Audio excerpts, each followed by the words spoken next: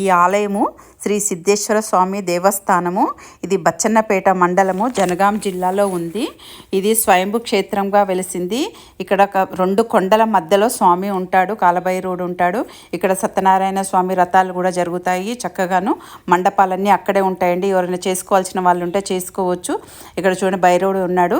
ఒక కాపరి కంట కొబ్బరి బొండం ఆకారం సైజులో లింగం దొరికిందంట, అది ప్రతిష్ఠించారంట.